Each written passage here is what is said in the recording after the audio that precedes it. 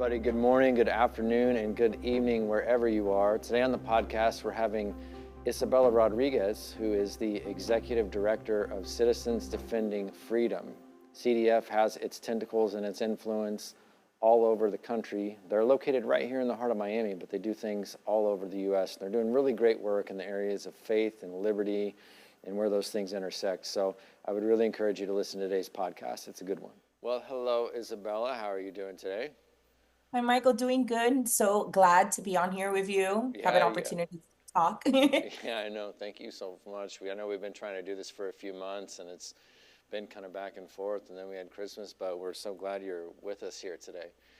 I thought I'd kind of like to, not necessarily on every podcast, but on some of them, I'd kind of like to tell the person's story. Could you tell us a little bit about your background and where you grew up?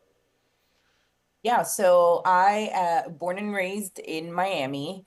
Um, Born and raised in Miami. But pretty much my entire life has been dedicated to, I'd say, one form of public service or another. But a few years ago, as a result of COVID, as so many people did, I became significantly more involved in activism. I realized that a lot of the things that we expected the government to do in that kind of situation didn't unfold as we had hoped so. And I think we kind of got the worst of it. Anyways, it was a huge motivator for me. So in 2020, I kind of transitioned into filling every bit of extra time that I had with community activism and empowering citizens to get involved, but more particularly in involving the church and becoming involved in activism. 2020 was one of those moments where if we could go back and do it again, I wish that the church had done more. So I've made it my mission now to empower as many Christians as I can to become involved in the civic process. So COVID was the catalyst for that? Did something specific happen, or was it just the whole experience? Yeah, COVID was definitely the catalyst. I had been an online influencer where I already discussed like politics and culture. But COVID, whatever my online platform did, it wasn't going to stop mask mandates. It wasn't going to stop vaccine mandates. It wasn't going to stop people from getting fined for breathing fresh air at the beach. So the result for me was that out of sheer desperation, I feel it's like, well, the only option that I have is to get involved. And you start calling into elected officials. And I remember the big one for me was at the schools where I remember parents calling me and they're like, hey, you've got this big platform. Can you help us figure out how it is that we can get kids unmasked in the school? And I was like, sure, no biggie, let me find out. And then I figured out that was really complicated because you'd call the school and they're like, well, it's not us, it's the state. And then we'd call the state and then they tell us, well, it's not us, it's the county. And then we'd call the county and they're like, well, it's not us, it's the superintendent. And then we'd call the superintendent and be like, well, it's not us, it's the CDC. Right. And it's like, this should not be this complicated for people to just understand who it is that they can talk to, who's making decisions, who to hold accountable. So that in particular, I think the difficulty that was involved in even identifying who would be able to help us was a huge catalyst for me. Yeah. And I mean, I've been committed to this work ever since. So you are now the executive director of Citizens Defending Freedom. What's their mission, and how did you get started with them? Yeah, so I am the elections director for the state of Florida, and Citizens Defending Freedom basically empowers private citizens and particularly the Christian community with tools that they need in order to become in the civic process. So sometimes it's as simple as like, what do I say when I go to a school board meeting? How do I know when a school board meeting is taking place? How do I identify these like really important issues that are going on in my community? So Citizens Defending Freedom provides resources to individuals in the community to become a part of that process. We also have resources as far as like intelligence resources and legal resources that we also offer to the community. When we find that there are issues that are, okay, this is something that can affect the entire state that we can set a precedence with, then we're there to protect the church and empower the church to become involved. Michael, I'm sure that it's something that, unfortunately, for a very long time, Americans have learned incorrectly, I feel, that we shouldn't talk about politics and church and that it's completely disconnected. And the separation of church and state, the separation of church and state is in the Constitution. It's not. I know. It's not. So what we try to do is really empower churches to become a part of that process and to kind of remind ourselves that when our country was founded, the separation of church and state, which is once again not in our Constitution, was really a matter of how do we keep the government out of our churches, not how do we keep churches out of government. Our country is founded on Christian principles, and at CDF, we believe very strongly in empowering citizens to take the country back to those Christian principles that it was founded on. And we believe that the hack to that is the church. Yeah, and when you hear non-Christians or even just people who are in the center or obviously on the left, and usually when they use that phrase, separation of church and state, it's their way of saying, well, you need to keep God and what the Bible says totally out of the civic realm because that's our realm. And that's not what it meant. I'm so glad you brought that up. It's like the most common thing I hear people say, well, what about separation of church and state? And I think that's one of those things culturally we really need to dispel and clarify, especially for the church. One area where freedom has been threatened, I think, is in the area of parental rights in the public education system. Can you, I guess for anybody who's listening that has kids in the public school system and anybody who's a Christian who has them there or is thinking about sending them there, what's going on with the public schools and parental rights and what's in the public schools? So I'll give you guys a little bit of perspective when we started our work in Miami-Dade versus where it is that we are not, and what a difference it makes when you've got people of God that are involved in that process. Schools are, you want to have an idea of what's going on in schools, I strongly encourage your audience to watch any interview by Randy Weingarten, the president of the American Federation of Teachers, the Teachers Union. And she makes it very clear what's going on at schools and what her intentions are, which are more social justice, more LGBT, more CRT, definitely no God, no mention of God whatsoever. All of the things that as Christians we do not want is unfortunately what's being pushed into these schools. When we first started our work in Miami-Dade, as I mentioned, kids were masked up. They were talking about mandatory vaccine mandates. We were celebrating LGBT history. We were celebrating LGBT Pride Month in June, LGBT History Month in October, all sorts of social justice causes that you can think of. And I remember parents first showing up to these school board meetings and all of the members being very impressed. They were like, wow, in my entire, and we had school board members that were sitting in those roles for 26, 27 years. And they're very, wow, I've never seen this kind of turnout before. We've just never seen this kind of community response before. And then parents would go up and pour their heart out about how they felt like, hey, my kids are home taking these digital classes and now I'm seeing things that don't make a lot of sense and I don't like, or when are my kids going to come back to school, or why are there 2 LGBT recognition months? And the response was very much, well, this is just a way that things operate and there's really nothing much that you can do. Okay.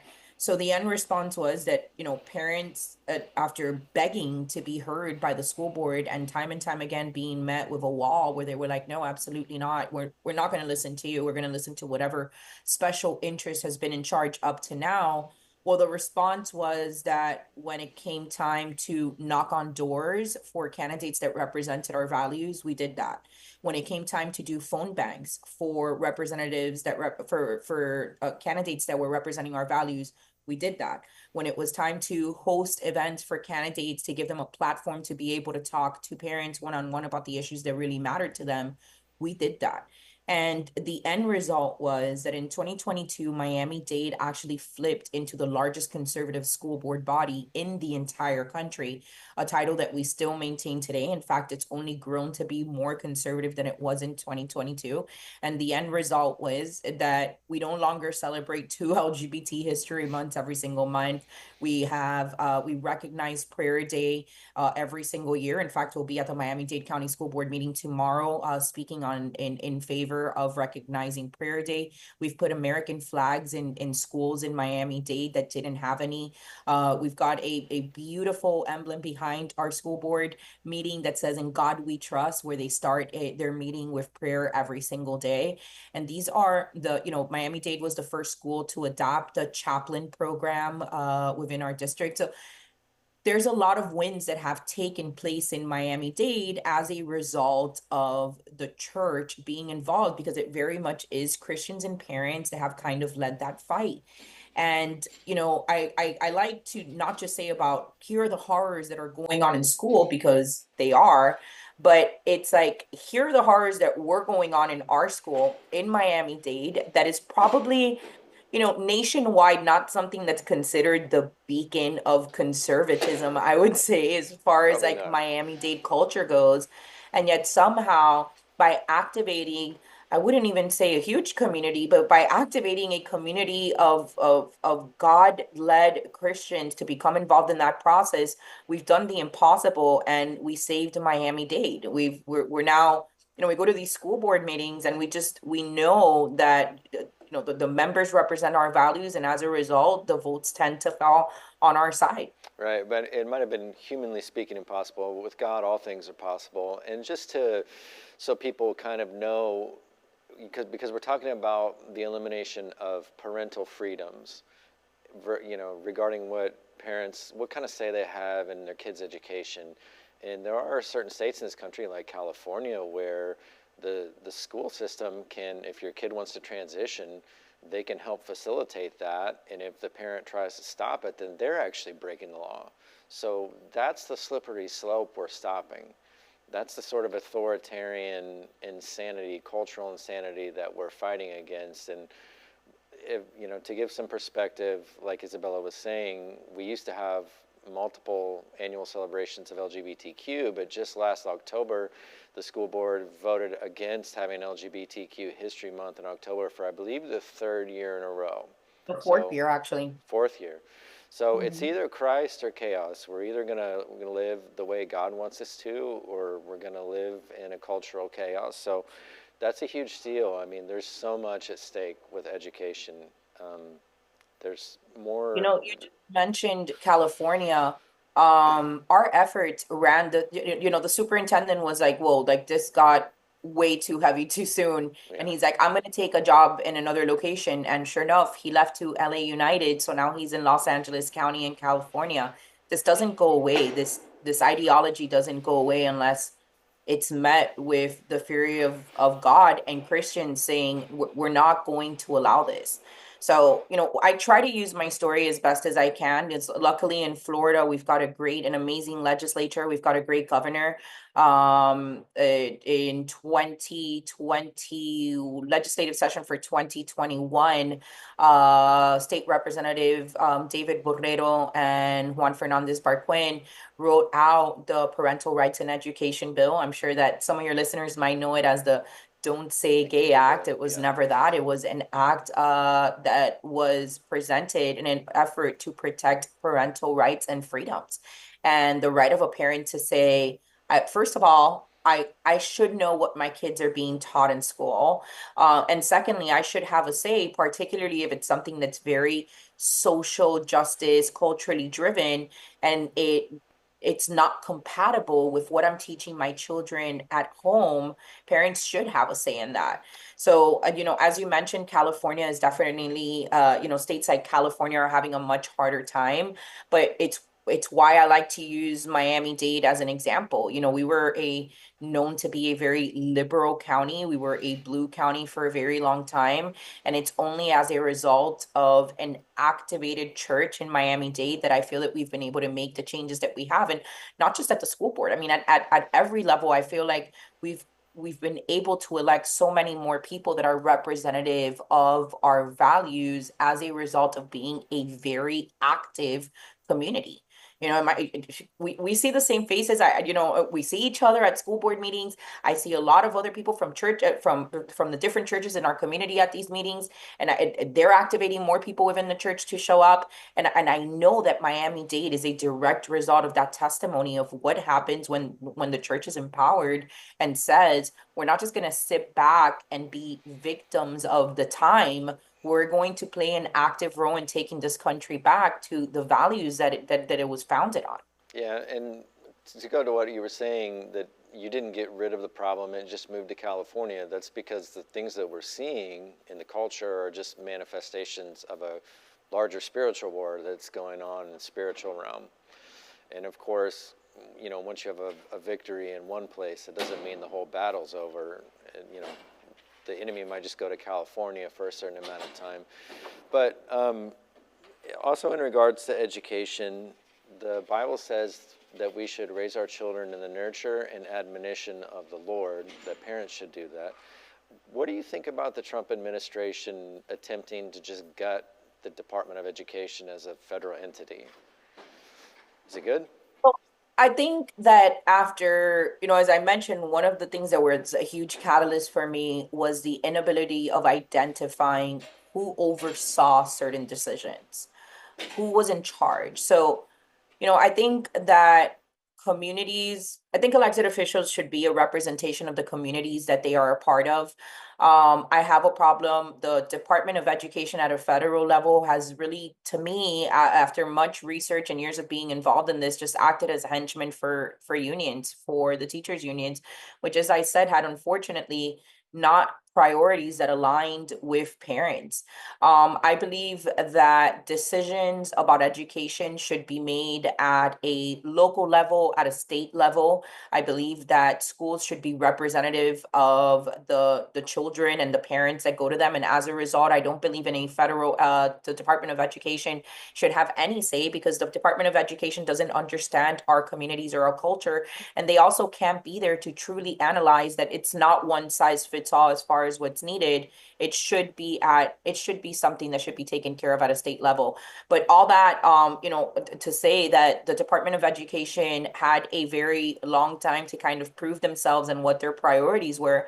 And as the Department of Education continued to show that they were more interested in pushing out LGBTQ ideology, and divisive CRT and rewriting of history, well, then this is the end result of it, and to be frank with you, I think that this is a small price to pay for them, because the reality is that what we've seen over the last few years is enough to pull out a lot of kids from public school altogether, which is actually something that we've seen. Numbers that had remained stagnant for years, something like 2% of children that attended that were homeschooled, those numbers have now bumped up to 6, 7, 8% of kids that are in public school and that were in public school are now homeschooled. So, I think that gutting the Department of Education on a federal level is a sign of you had your shot. You did this very wrong, and the end result is we're going to try something different now. And I'm excited about seeing more power and more control being given to state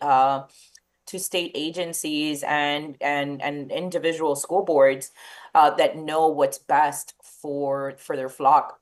Yeah, and I think they've made it pretty clear that their goals, whether they state them or not, are to spout Marxist ideologies to public school students, and also to just sexualize children, and it's just plain evil. I mean, just from the books that are publicly available that I found in Miami-Dade County, I found a library full of books that have themes of transgenderism, homosexual acts between teenagers, suicide.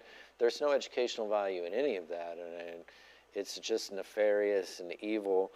And so I'm totally for getting rid of it. I see the DOE as just a complete enemy to the people of God and to children. But you were at the inauguration this past January. I wanted to ask you, what sort of vibe did you get from, I don't know how many Christians you saw there, but what kind of vibe did you get from them, or just from conservatives? Was there a sense of hope? I would say that there was definitely a sense of like hope of, I don't know if hope would be I mean, it would Optimism? definitely be the right word, but I feel like it was so much bigger than that. it was the best way that I can describe it is the following. It's a little bit of an anecdote. When the results of the 2020, there's an influencer that I follow online, a Christian influencer, and when the results of the 2020 elections came in, he said something very powerful that has stuck with me all of these years. And he said, Donald Trump was the president that America didn't deserve. America has strayed so far away from God that we got the president we deserved in Joe Biden. And it just I can't tell you how much it affected me. It was just so representative of exactly of just what was going on. It was like, okay, this actually makes sense. We've gone so far away, and I feel like as a nation, over the last over those 4 years from the the inauguration in 2021 to this last inauguration, it's almost like we were truly having our as a nation, we had our faith tested, and we were dragged through some really dark times. And to me, the inauguration was definitely it felt, I bring that up because I remember an inauguration thinking back to that influencer and thinking, God's giving America another chance. It's giving us another chance to do things the right way. And I go back to COVID because I think that in particular for the churches, it was such a moment where, as Christians, we could have held that line. We could have had churches all over our country that refused to shut their doors, that refused to shut down, that refused to bow to these demands that were being made to us by big government. And I really think that it was the church who should have held that line. And unfortunately, it was a test that in 2020 we failed. But I'd like to think that as a result of that, we were pushed into times that forced us to become soldiers for God. And I think that the result of the 2024 elections, and it's something that I feel was echoed by a lot of the people around me, was that God was giving us another opportunity to bring our nation closer to Him, to elect lawmakers that reflected Christian values closely, or even represented them better, because we know that there is no perfect Christian. But the sense of what I got while I was in the inauguration, and this may have just been the pocket that I was with, was that people felt very empowered that God was giving us another opportunity, and that we were getting another chance as a nation to do right by Him. And I think that there's a lot of testimonies here in Florida in particular. I think that a huge win was when we voted against the abortion bill that would have turned Florida into an abortion tourism state. This was the writers of this bill had already passed in 4 different states, 4 conservative states. So when this came to Florida, and through the grace of God, we were able to shut that down. I think that it's truly a testimony of once again, a republic that's charged up to do God's mission. And I think that we're seeing that happen all over the country, but I go back to Florida being a testimony of that. So that's what I saw in the inauguration. I think that people felt like prayers were answered, like they were getting another opportunity. And that's I want to say, because it had less to do with Donald Trump and more to do with what he represented, which is, they spent all this time, things just went so crazy throughout that 4 or 5 year period with the LGBTQ agenda and the social justice stuff and the transitioning of children, and it just got so chaotic that the inauguration very much felt like an answered prayer. Yeah, and it definitely was. And Trump's an interesting character. He's not a Christian, but he governs in the way, in many respects, how a Christian would. And obviously, the Biden administration, everything they did was not how a Christian would do it. It kind of reminds me of the book of Judges. They go back and forth. The people sin against God, and they get oppressed, or they have terrible leaders, and then they repent, and then they get a season of reprieve. I feel like that's what we're in. Trump keeps touting it as the golden age. That's yet to be seen. If the Democrats get in again in 4 years, it's not a golden age, right? It's just a reprieve from what was going on. We can get more into. I think that's where we come in, right? Yeah. Because in order, and this is what we're up against, right? And this is the reality. The average person isn't involved in the day-to-day politics to understand, but these special interest groups that have these very nefarious goals are they like funding things. And elections, unfortunately, take more than you have to have money. Yeah. And the only way to counter that is when you have people that are willing to do for free the things that money takes. What do I mean by that? If there is a grassroots, somebody from your church, we could say, and they decide that they're going to run for a position, maybe a school board seat or a state representative seat, commissioner, whatever seat it may be, those individuals that are answering that call are going to need help from the faith community to get elected. Because the bad guy with the George Soros money has, $20,000 to pay to have a community of people knocking on doors to familiarize them with their names. We can do that same amount of work through the church if we have a congregation that says, we're going to get behind this person, we're going to support them, we're going to support their campaign. So, I feel that, like you said, Donald Trump is by no means, I don't think he's even, I don't know if he considers himself a Christian or by any means. But I do think that he's offering the opportunity for Christians to be empowered and become a part of this process. And, I think that there's probably nothing more important, like I had mentioned earlier, which is, will you give and gift your time to the cause of bringing America back and closer to God? And the only people that are going to be able to do that is individuals within the faith community. And this requires that we do the work that these organizations, these nefarious organizations are already doing, which is, will you knock on doors for candidates? Will you register voters? Will you hold phone banks? Will you hold fundraisers? Whatever it may be. Will you attend the school board meeting? Will you attend the commission meeting? Will you pay attention to what's going on in your community? Because I can assure you that what we've seen in Miami-Dade shouldn't have happened here out of all places. And the only reason why it did happen was because the church said, we are going to be a part of the solution. And I like to once again reiterate, it shouldn't have happened in Miami-Dade, because I feel like that's such an empowering message to anybody all over the country, where maybe you're in, if you're somewhere on the Bible Belt, like, there's no excuse to why you can replicate what we did here in Miami-Dade, because it was infinitely harder for us to do that. So to me, it's just any opportunity that I have, Michael, to talk about the testimony of action, of being involved and being a part of that involvement, of that solution to bring our country closer to God, to protect our children from these nefarious intentions or ideologies that are set to that have taken over in so many capacities. I think that Christians I want to empower Christians to become a part of the solution. And let me ask you, I might be mistaken. Are your parents Cuban?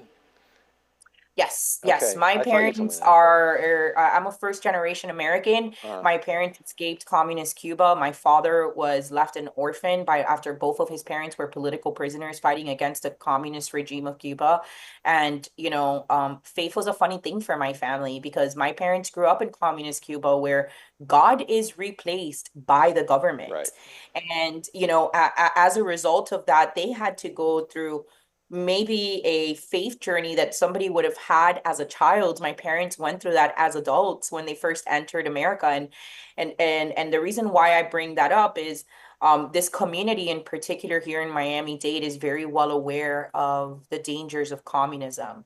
And the end result of that, it's almost like we need to sound the alarm hard, louder than anywhere else in the country. And that's a huge driver, particular for people of faith, because they know and understand that communism replaces God with government. And so the reason I asked is because I wanted to ask, when you look at very blue areas, or just even what the Biden administration did, do you see any parallels between what was going on here while they were in power, or just what happens now in blue states, and maybe things your parents have mentioned in Cuba? Is there any similarity? Yeah, absolutely. I mean, I think that the number one is replacing God, right? Every opportunity that they have. So they've already done that. They've taken God out of the conversation. There's no God in schools. We're not allowed it. Separation of church and state. And then, the the social justice, the idea that, oh, well, the humane thing is to transition a 14-year-old because they don't know what gender they are or whatnot. Like these are the racial wars of 2020. This was something that my family saw that division in Cuba as so have many other people in different countries that have been overtaken by communism. But you definitely see the attack on the children first, right? The targeting on the minds of the children in hopes of being able to shift that entire generation, which is why in Cuban schools, instead of prayer, you basically spend the first couple of minutes saluting Castro and the regime and their power and how grateful kids are for them. It's definitely a form of indoctrination of supporting that government. But a lot of the social justice causes that we see here were used in Cuba as a way of ushering in communism. LGBT rights, CRT, and injustices against people of different races. These are things that have been replicated, and I remember growing up, uh, my parents. I'm a former Democrat. I'd like to think from when people were sane, and I remember my first vote was a Democrat vote, and my father was like, "Oh God, I've raised a communist." And I'm like, "Dad, I'm not a communist. I'm a Democrat." And he's like, "You don't understand. It's the same thing." And in my infinite American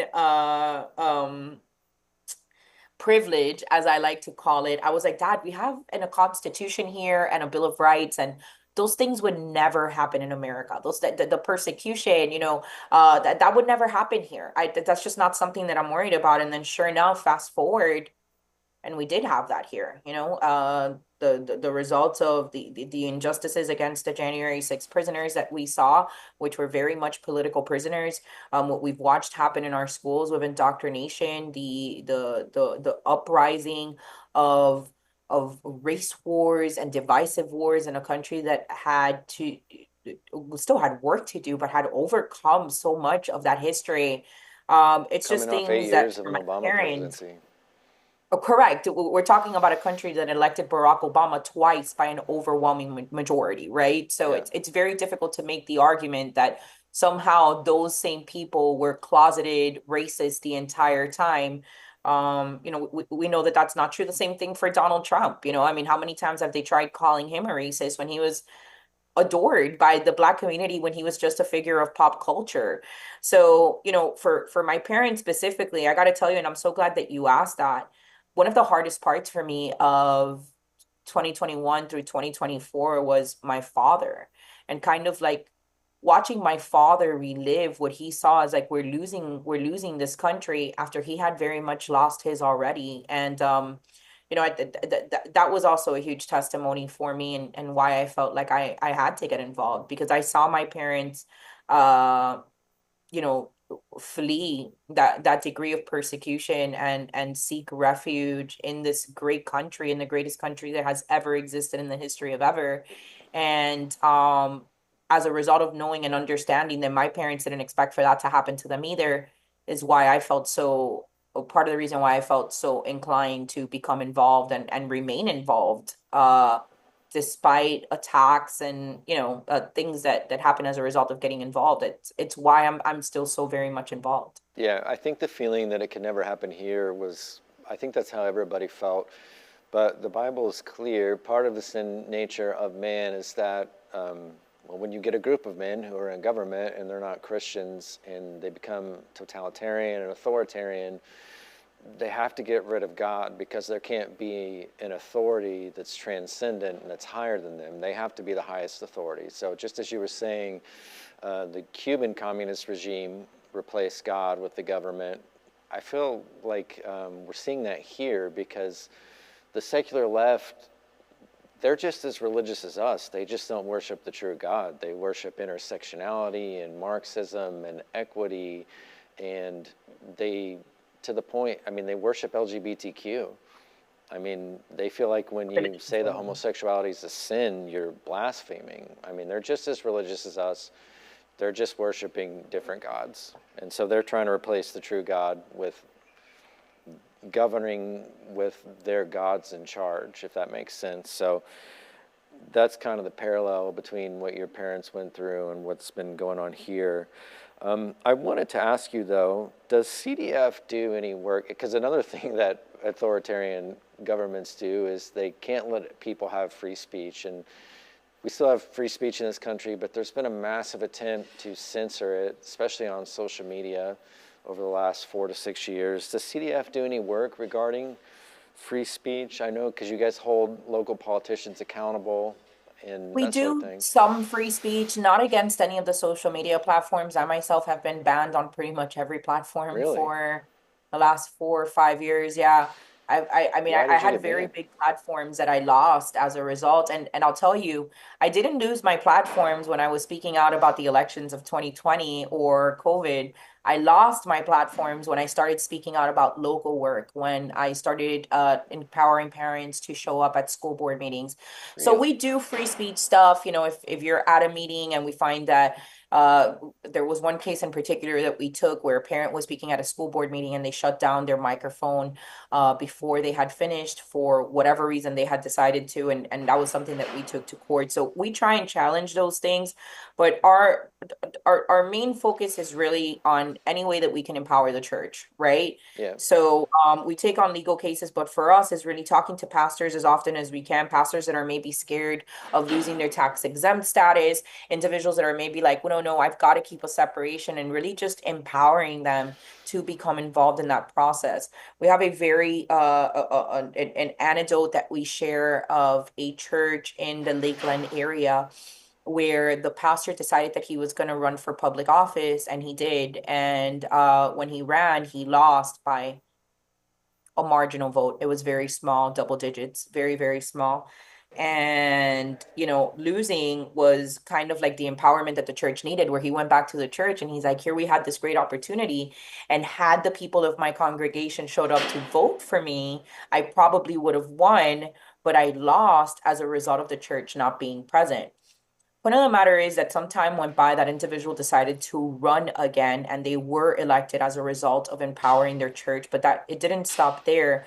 That same church was actually able to fill 18 different elected positions within that county as a result of the church getting involved.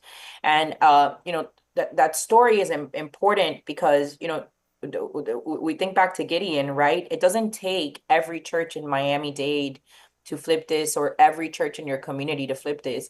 We're talking about one church, two churches that say, we're going to be a part of this solution. We're going to be a part of this. We're going to run for office. We're going to help elected officials run for office. We're going to knock on doors, or we're going to do whatever it takes. And one church could really change the entire political atmosphere of a county. Yeah, it's pretty incredible how much you can do with just a small group of committed people. We're about out of time here, Isabella. Last question. How can people get involved with CDF by Yeah, volunteering? absolutely. Thank you. So you could go into our website, citizensdefendingfreedom.com, and you can learn more about our mission. You can sign up. We're in a few states now: Florida, Texas, Georgia, Michigan, South Carolina, Virginia. We're growing. We have resources on our website that are available if you wanted to host a voter registration event, at your church, or put one together and you don't know where to start. We're going to have resources on our website that are going to be able to help you with that. You can also find us on Citizens Defending Freedom on Instagram, and Citizens Defending Freedom on X, Twitter, I on imagine. X, sorry. Yeah. And yeah, I as still call far it as Twitter. doing my work with citizens, as I said, I've been deplatformed many times, so I'm busy on the ground. But please follow our website, Citizens Defending Freedom, and follow us on social medias to know more about fights that we're engaged in, battles that we're engaged in, that we're always looking for Christian soldiers to help us with. Well, you heard it there, church. Isabella, thank you so much for taking time out of your day. I know you're busy, and thank you for being here with us today. We really appreciate it. Oh, it's been a pleasure, Michael. Thank you for having me. Look forward to the next time. All right, take care. Thank you so much for listening to Gospel Echo USA. Please remember to like this video and subscribe, and follow us on all of our social media.